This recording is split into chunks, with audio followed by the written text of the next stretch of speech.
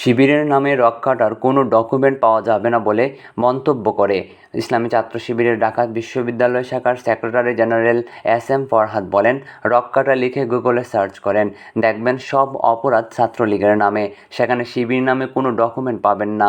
ফ্যাসিবাদ প্রতিষ্ঠিত করতে গিয়ে শিবিরের নামে নানা ধরনের ট্যাগ ব্যবহার করে আওয়ামী লীগ। বৃহস্পতিবার বিকেলে ঢাবির টিএসসিতে সংবাদ সম্মেলনে সাংবাদিকদের প্রশ্নের জবাবে একথা বলেন এস.এম. ফরহাদ।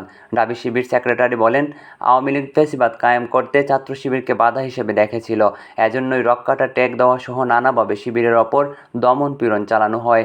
এস.এম. ফরহাদ বলেন, আওয়ামী লীগের দীর্ঘদিনের ফ্যাসিবাদ কায়েম করার জন্য অনেক উপাদান কাজ করেছে, অনেকে হয়তো সেগুলো সমর্থন দেননি, কিন্তু কেউ বিরোধিতা করতে পারেননি। ফলে যখন একটা ন্যারেটিভ দাঁড় করানো হয় তখন সেটা প্রতিষ্ঠিত হতে বাধ্য। কিন্তু কাহিনীটা ভুল নাকি সঠিক সেটার সিদ্ধান্ত দেবেন আপনারা। আপনারা যাচাই করে দেখবেন সেটা সত্য কি না।